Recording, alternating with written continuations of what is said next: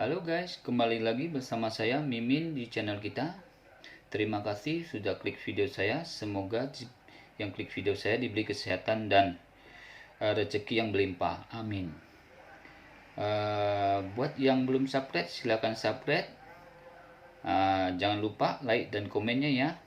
Oke, hari ini saya akan membacakan dua bab yang terbaru, yaitu bab 4153 dan bab 4154.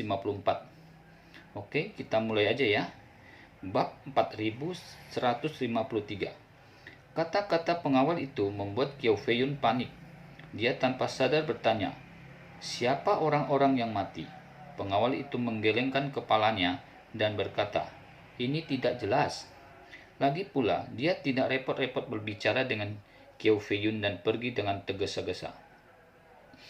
Otak Kyo Fei-yun tanpa sadar berputar dengan cepat, dan dia berpikir dalam hatinya, Fei Haoyang benar-benar hilang. Siapa yang melakukan ini? Apa yang terjadi dengan ninja Iga itu? Mungkinkah mereka yang mati? Bagi Kyo Fei-yun, dia tidak pernah menyangka bahwa 8 ninja Iga yang dia temukan akan menyerang Fei Haoyang. Oleh karena itu, dia berspekulasi di dalam hatinya bahwa Fei Haoyang kemungkinan besar diculik oleh musuh yang lain. Kyo Fei-yun telah melakukan banyak hal buruk dalam hidupnya, tetapi masa hilangnya Fei Haoyang ini, dia bisa bersumpah kepada dunia dengan dadanya, dan dia sama sekali tidak ada hubungannya dengan hilangnya Haoyang. Sangat jarang baginya menemukan dirinya tidak melakukan perbuatan buruk. Kali ini dia merasa memiliki hati nurani yang bersih. Oleh karena itu, dia sama sekali tidak khawatir bahwa hilangnya Fei Haoyang akan ada hubungannya dengan dia.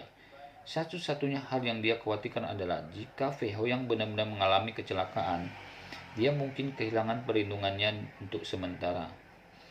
Dalam hal ini, jika pembunuh Fei Yu adik laki-lakinya masih mengejarnya, dia mungkin berada dalam masalah besar. Namun, Kyo Fei-yun memikirkannya sejenak dan merasa bahwa dia tidak perlu terlalu khawatir untuk saat ini. Lagi pula, dia tinggal di rumah manor keluarga Fei hingga saat ini, dan selama itu pula dia aman. Ini membuktikan bahwa pihak lain sampai saat ini masih belum dapat menemukan tempat persembunyian Fei-yun. Hal itulah yang membuat Fei-yun merasa aman.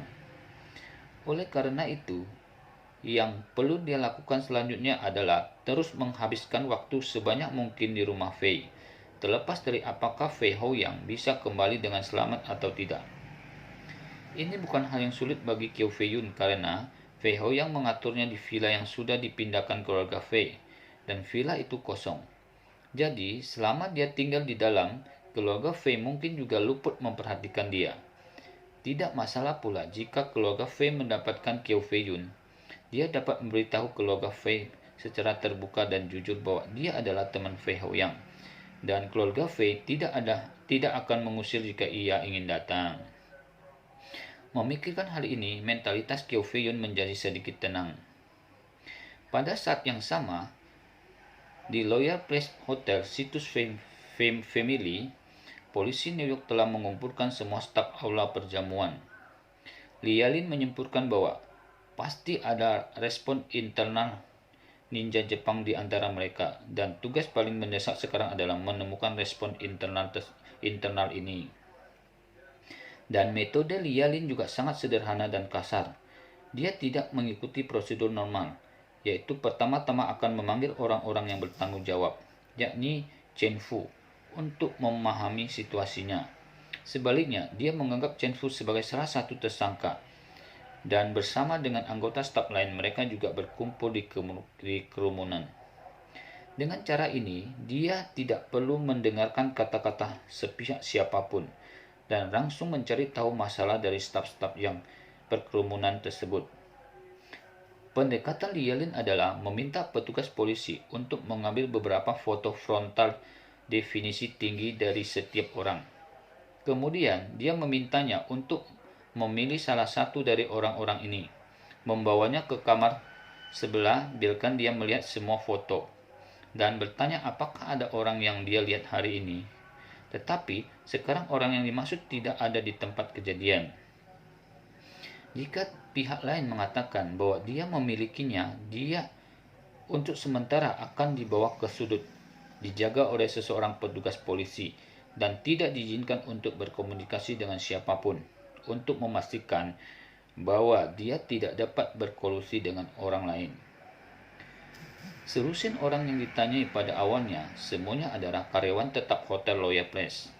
Dan ketika Chen Fu mengatur ke Kazao Hattori dan yang lainnya, dia juga ingin mereka tidak memiliki kontak dengan karyawan lama. Jadi, karyawan lama ini semua tidak melihat bahwa ada 8 orang yang hilang di tempat kejadian. Segala giliran pekerjaan sementara yang baru saja dipekerjakan untuk membantu hari ini. Pekerjaan temporer ini adalah seorang pemuda Tionghoa. Dia awalnya adalah mahasiswa internasional di sebuah universitas biasa di New York. Keluarganya mengirimnya untuk belajar di luar negeri, berharap dia bisa mencapai sesuatu. Namun, dia perlahan kehilangan dirinya setelah datang ke Amerika Serikat. Setiap hari, dirinya tenggelam dalam alam liar dan mabuk dan tidak bisa melepaskan diri. Ketika dia sadar, dia hanya menyia-nyiakan semua biaya kuliah yang dikirim orang tua kepadanya. Karena dia tidak bisa membayar uang sekolah, dia dikeluarkan dari sekolah secara logis. Oke, kita lanjut lagi ke bab 4154. Menurut kebijakan visa pelajar AS, setelah dikeluarkan dari sekolah, visa akan menjadi tidak valid. Dalam hal ini, menurut proses normal, Anda hanya dapat meninggalkan Amerika Serikat terlebih dahulu dan kemudian mencari jalan.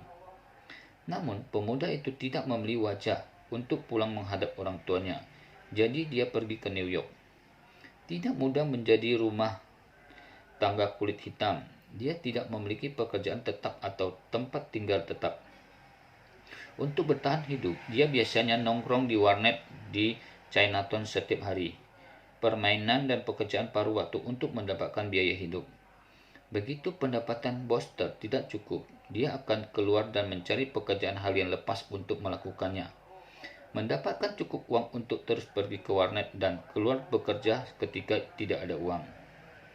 Pada saat ini, dia berdiri di ruang konferensi bersama orang lain, menunggu polisi untuk menanyai mereka satu persatu.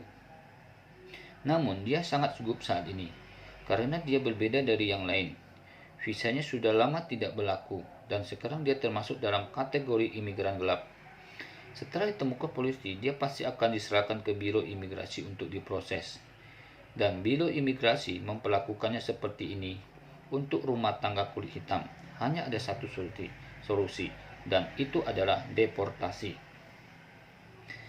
Gelisah, dia ingin bertanya kepada orang-orang yang telah diperiksa dan dibawa kembali oleh polisi. Dan bertanya apakah mereka memeriksa dokumen identitas mereka ketika polisi menanyai mereka. Namun, orang-orang yang telah diinterogasi itu semua dibawa ke sudut lain oleh polisi. Jadi, dia tidak punya kesempatan untuk bertanya. Pada saat ini, seorang polisi datang kepadanya dan berkata, "Ikutlah dengan saya." Pemuda itu tidak berani memberontak dan dengan cepat mengikuti polisi keluar dari ruangan konferensi di kamar sebelah. Begitu dia masuk ke kamar sebelah, dia melihat Lialin yang juga orang Cina. Melihatnya, Lialin tersenyum sedikit, menunjuk ke satu sofa di depan dan berkata sambil tersenyum, "Ayo, anak muda, duduk." Pemuda itu mengangguk dengan gugup dan duduk dengan gugup di sebelahnya. Melihat dahinya yang gugup penuh dengan keringat, jari-jari dan betisnya terus bergetar, Lialin bertanya dengan santai, "Anak muda, siapa namamu?" Pemuda itu berkata dengan gugup, Nama saya Zhang Hengkai." "Zhang Hengkai?" kata Lialin sambil tersenyum. "Kamu seharusnya menjadi imigran gelap, kan?" Wajah Zhang Hengkai menjadi pucat dan ketakutan. Dan dia bertanya dengan ragu-ragu, Bagaimana kamu tahu?" Lialin berkata sambil tersenyum, "Sejujurnya, kasus yang saya selidiki hari ini sangat besar. Dan itu jelas bukan apa yang orang bisa lakukan. Dengan kualitas psikologi yang buruk, Anda pasti tidak bisa menjadi kaki tangan mereka. Jadi, alasan mengapa kamu begitu gugup hanya karena kamu memiliki perasaan di hatimu." Setelah berbicara, Lialin berkata lain, "Saya melihat wajah Anda bengkak dan kantong di bawah mata Anda lebih serius daripada orang parubaya dan tua seperti saya. Sekilas Anda adalah orang yang sering bergadang, terlambat dan memiliki jam kerja dan istirahat yang tidak teratur. Dan mereka yang bekerja di sini tidak memiliki waktu untuk bekerja dan beristirahat. Ini sangat teratur. Jadi, satu-satunya penjelasan adalah Anda tidak boleh menjadi karyawan tetap di sini.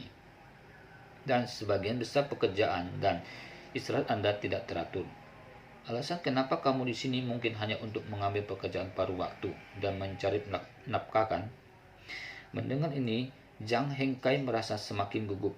Dia tidak berani menjawab sesuka hati, karena dia takut Lialin sengaja menipu dirinya sendiri. Melihat dia tidak mengatakan apapun, Lialin tersenyum sedikit dan melanjutkan. "Ada hantu di hatiku, pekerjaan dan istirahat yang tidak teratur, dan aku harus bekerja paruh waktu untuk menghasilkan uang. Secara keseluruhan, itu pasti ilegal, imigran. Tidak masalah jika Anda tidak mengakuinya. Saya hanya perlu menelepon biro imigrasi.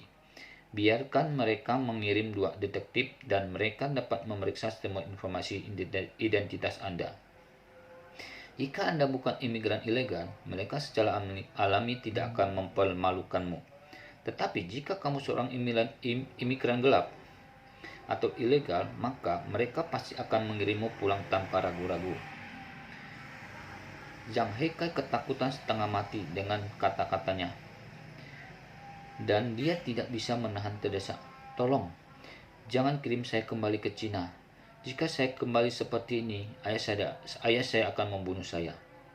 Lialin mengangguk dan berkata sambil tersenyum, "Jangan khawatir, saya baru saja mengatakan bahwa saya di sini untuk menyelidiki kasus besar, dan saya tidak perlu inspektur untuk pergi sendiri dan menangkap seorang imigran ilegal seperti Anda."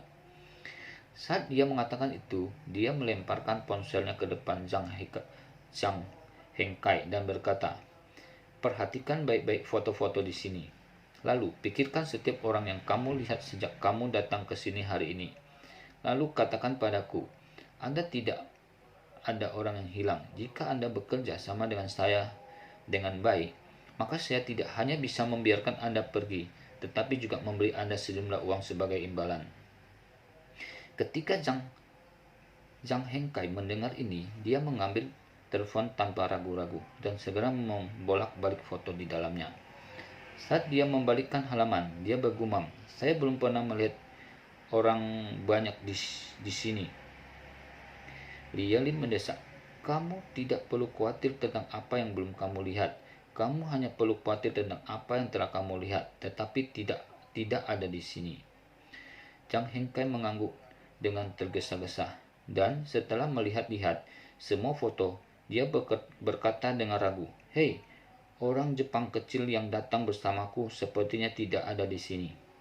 Oke, sampai di sini babnya, dan akan kita sambung lagi ke bab berikutnya ya. Terima kasih sudah mengikuti video saya. Mohon maaf jika penyampaian saya kurang bagus. Oke, sampai ketemu di video berikutnya dan bab berikutnya. See you.